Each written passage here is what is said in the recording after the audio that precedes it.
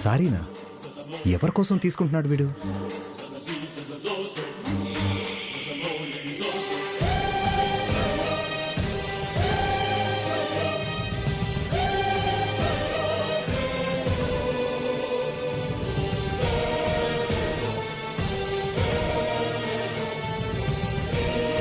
శారీ ఇచ్చానంటే రామలక్ష్మి ఆ శారీ కట్టుకునే వ్రతం చేస్తుంది. నా మీద ఇంకా ఆశలు పెంచుకుంటుంది. అదే డ్రెస్ ఇచ్చానంటే ఆ డ్రెస్ వేసుకుని ఎలాగో వ్రతం చేయలేదు.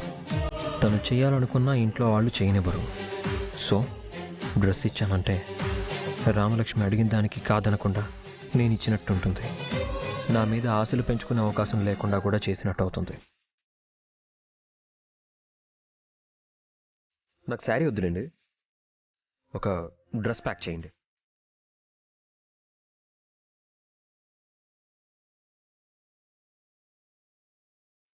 ముందు సారీ చూశాడు, ఇప్పుడు డ్రెస్ తీసుకుంటున్నాడు. ఎవరి కోసం తీసుకుంటున్నాడు వీడు?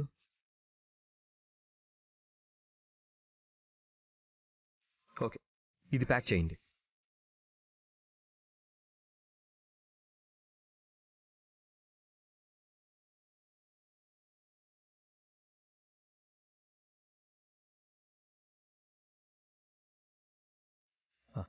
Thank you.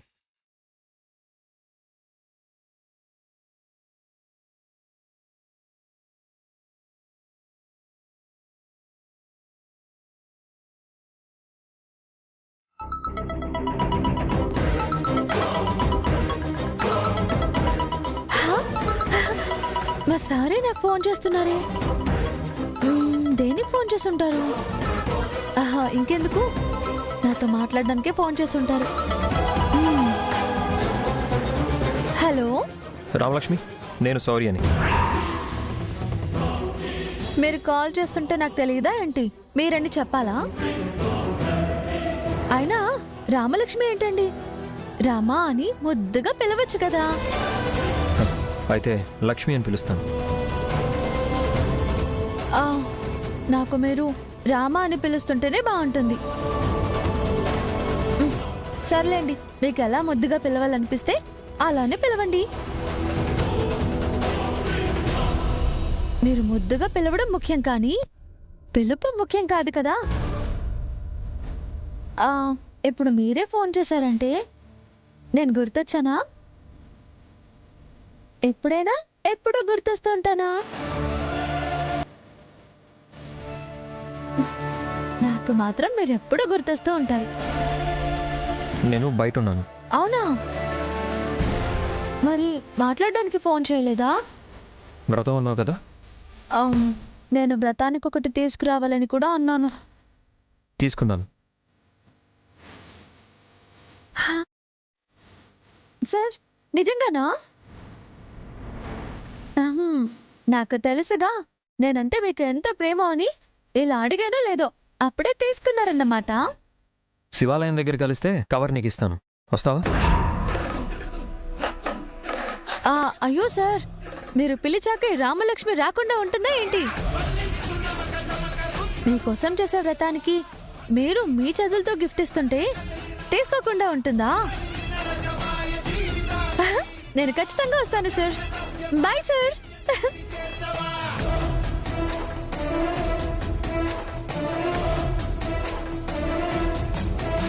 నాకు కాబోయే భార్యకి డ్రెస్ కొంటావరా? అయినా వ్రతానికి చీర కట్టుకోవాలి. నేను ఆల్రెడీ చీర ఇచ్చాను. అప్పుడు నేనిచ్చిన చీర కట్టుకుని వ్రతం చేస్తుంది, కానీ నువ్విచ్చిన డ్రెస్ ఎందుకు వేసుకుంటుంది? ఇంట్లో వాళ్ల ముందు నేనిచ్చిన సారీయే కట్టుకుని పూజ చేస్తుంది. పాపం, అనవసరంగా వీడు ఆశపడుతున్నాడు.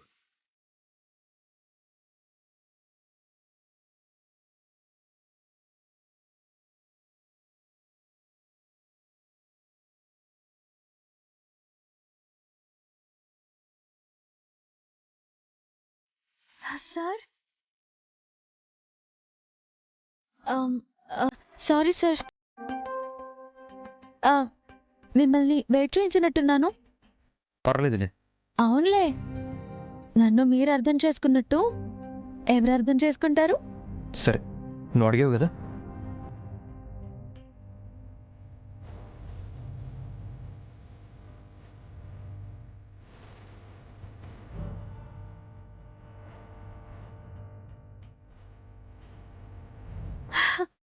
మీరు నాకు ఇస్తున్న ఫస్ట్ గిఫ్ట్ సార్. ఈ కవర్లో మీ అభిమానం తీసుకొచ్చినట్టుంది నాకు. తీసుకో.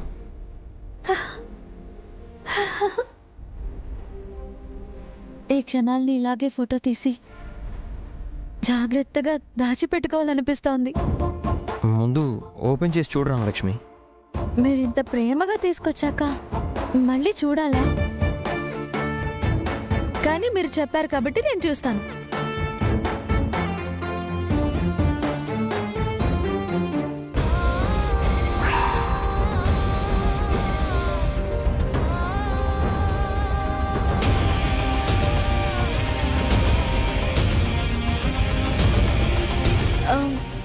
సార్, నేను చీర అడిగితే మీరు dress తీసుకొచ్చారేంటి?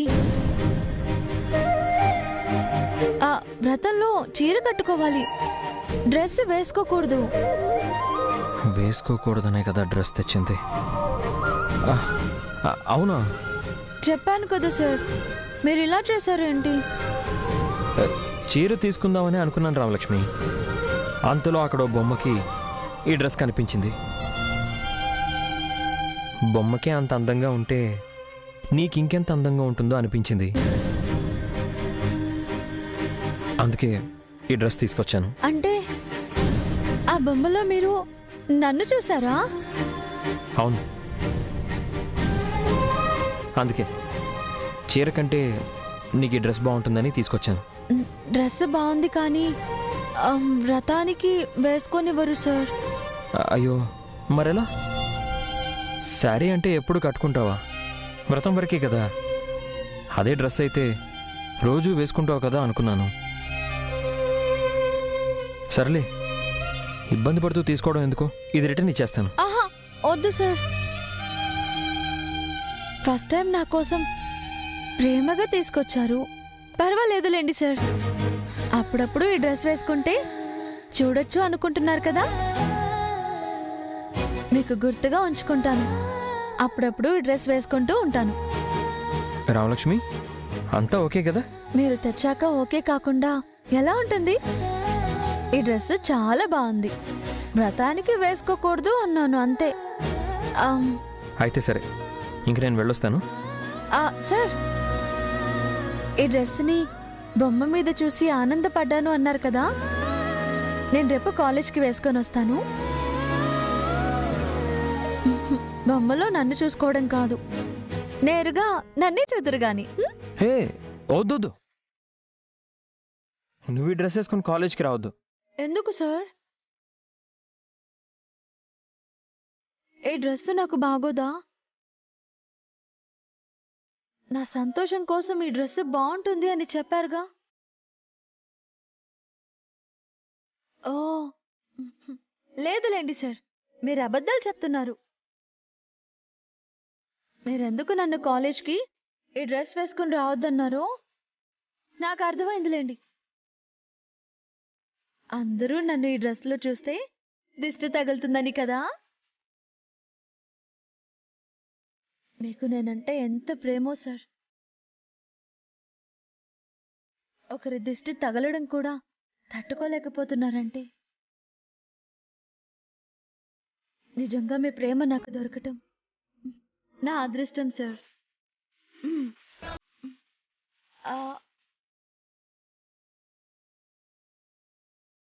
Okay, bye sir. Shaurya, bye.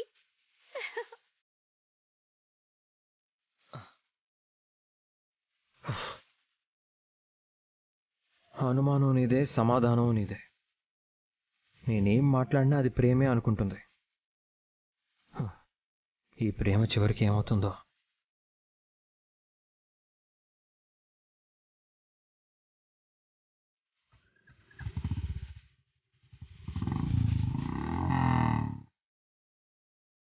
ఏంటి పిన్ని మీరు చెప్పేది? నిజమమ్మా. సీను కోసం ఆద్య వ్రతం చేయడానికి ఒప్పుకొని ఉపవాసం ఉంటుంది. ఆద్య ఉపవాసం ఉంటుందా?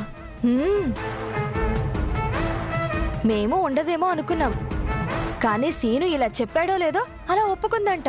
ఇలా చేసే బావ దగ్గర ఆద్య బాగా మార్కులు కొట్టేస్తుంది. మా బాధ భయం అదే కదమ్మా. ఏదో ఒక విధంగా సేనుని నిన్ను ఒకటి చేద్దాం అనుకుంటే ఆ ఆద్య అంటూ పడుతూనే ఉంది. సర్లే పిన్ని, ఏ బావ కోసం ఆద్యనేనా? నేను ఉపవాసం ఉంటాను. నీకు తెలియని విషయం ఏమిటంటే కావాలని సీనుని మేమే రెచ్చగొట్టాం ఆ ఆద్యని ఒప్పించడానికి. అదేంటి, మీరు రెచ్చగొట్టి ఆద్య బావ దగ్గర మార్కులు కొట్టేయడానికి అవకాశం ఇచ్చారా? హ, అమెరికా నుంచి వచ్చిన దానికి ఈ వ్రతాలు పూజలు ఏం వచ్చు? 3 పూటలా కడుపు నిండా తినేదానికి ఒక్క పూట పస్తులుండమన్నా కష్టమే కదా. వ్రతంలో ఉంటానడం అంత సులభం కాదు ఉపవాసం ఉండడం. అది ఆ ఆద్య వల్ల కాదని తెలిసే రెచ్చగొట్టాం. ఆద్య తిననందువలన ఉపయోగం ఏంటో నాకు అసలు అర్థం కావట్లేదు పిన్ని. ఆకలికి తట్టుకోలేక ఆ ఆద్య తినడం ఖాయం. అదే జరిగితే వ్రతం భంగమైనట్టే. అప్పుడు ఇదేనంట్రా ఆద్యకి నీ మీదున్న ప్రేమ?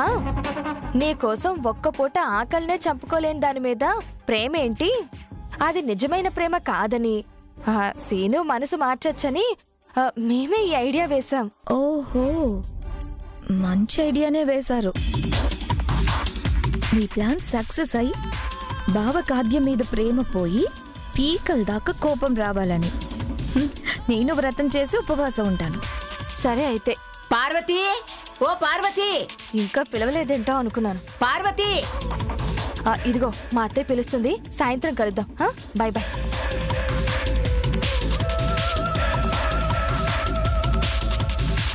ఏంటత్తయ్యా? ఎన్నిసార్లు పిలవాలే నిన్ను? అబ్బా, కాళ్ళు ఒకటే పీకుతున్నాయి. కాస్త కాళ్ళు పట్టు. అమ్మా, అమ్మయ్యా. కాళ్ళు పట్టడానిక అంతలా అరిచింది? అవి కాళ్ళ రాళ్లలా ఉంటాయి. ఏ పక్షవాతమో వస్తే కదలకుండా ఎంచక్క ఏ వీల్ చైర్లోనో పడుకుని ఉంటుంది. కదలవేంటే, కాళ్ళు పట్టు. పడుతున్నా.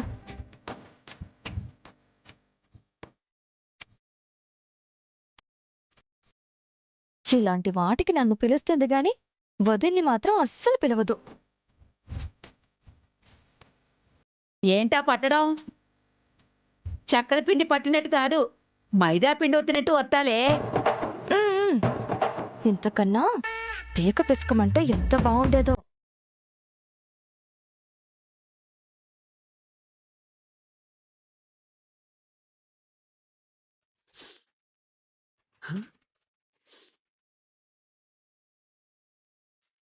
అబ్బబ్బబ్బబ్బబ్బా, ఎక్కడి నుంచే ఈ కమ్మటి వాసన? ఏం వాసన? ఏదో స్వీట్ చేస్తున్న వాసన. మీ ఒంట్లో నుంచి వస్తుందేమో, మీకు షుగర్ ఉందిగా. చా, అది కాదే, నీ ముక్కులు గాని పనిచేయడం లేదా ఏంటి? అంత కమ్మ వాసన వస్తుంటే. అవునత్తయ్య, కమ్మటి నెయ్యి వాసన. ఎవరింట్లో నుంచి? పక్కింట్లో నుంచి కాదత్తయ్యా, మన వంటగదిలో నుంచే. మన వంటగదిలో నుంచా? ఈ రోజు అందరూ ఉపవాసం కదా, జానకి ఎట్టి పరిస్థితుల్లో వంట చేయదు. జానకి తప్ప ఎవరు చేసినా మాడు వాసన వస్తుంది, ఇంత కమ్మని వాసన రాదు. ఈ మధ్య దొంగలు ఇళ్లలో సామాన్లన్నీ కొట్టేశాక వంటలు చేసుకుని మరీ పోతున్నారంట. అదేంటో చూద్దాం పద. పదండి పదండి.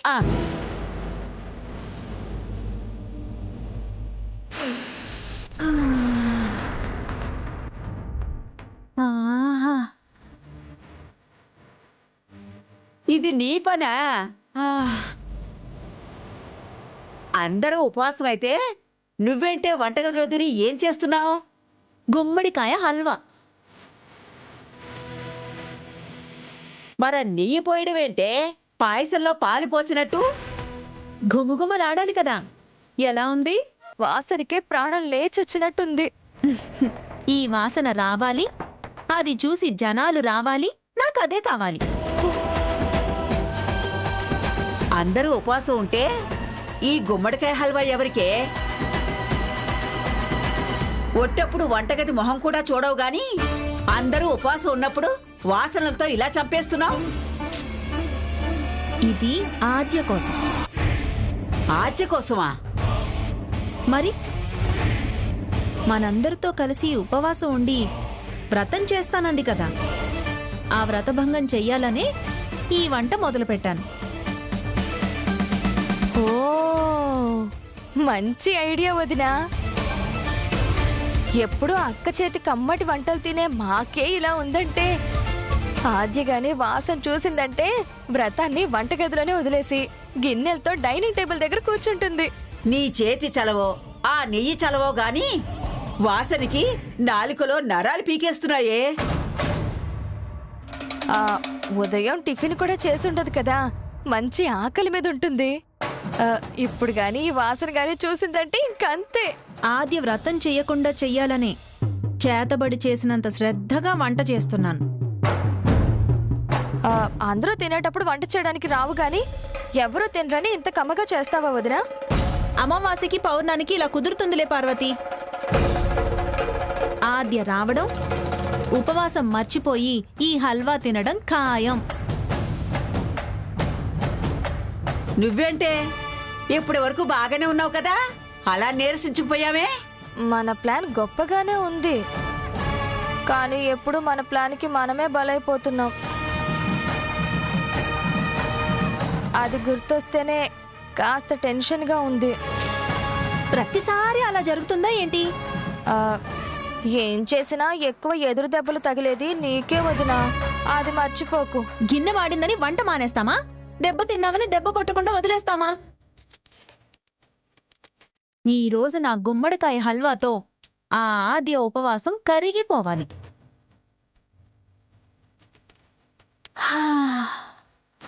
హల్వా అయిపోయింది. భలే వస్తుందే వాసన.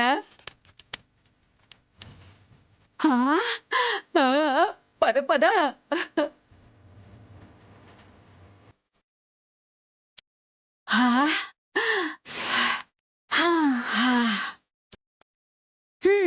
ఇప్పుడురా ఆద్య.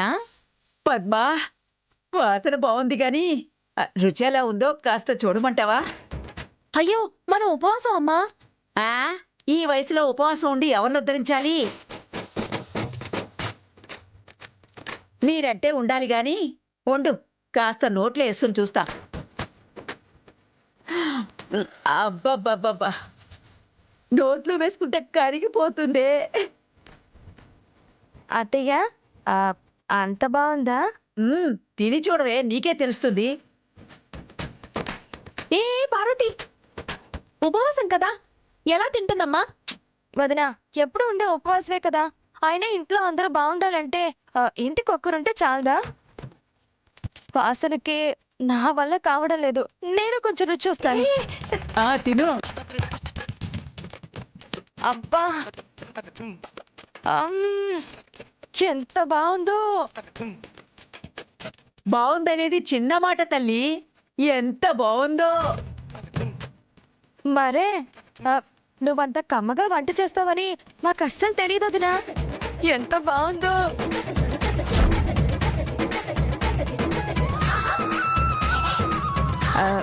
అత్తయ్య, నేను కూడా కానీ ఉపవాసం.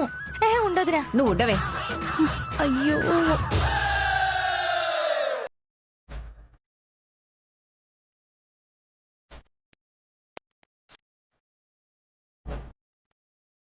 పార్వతి, అంత బాగుందా?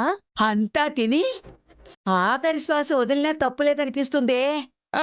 అవునవునవునవును. అంతా మీరే తింటే ఎలా? దాని మొహం అది గిన్నెంతా తింటుందా ఏంటి? ఒక కప్పు చాలదా ఏంటి దానికి? ఆపకుండా తింటున్నారు. అంత బాగుందా?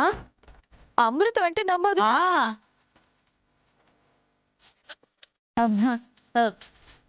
నేను చేసిన అమృతం నేను తినకపోతే ఎలా?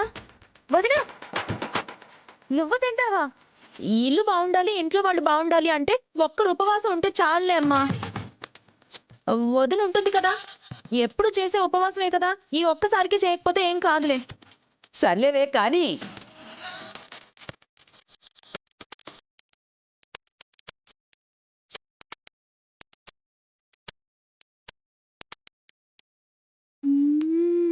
చాలా బాగుందమ్మా.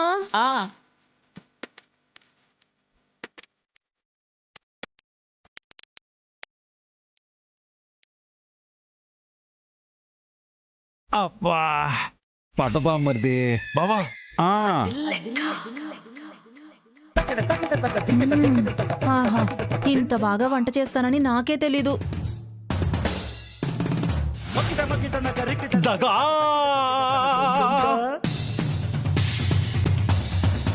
మోసం కుట్ర వామో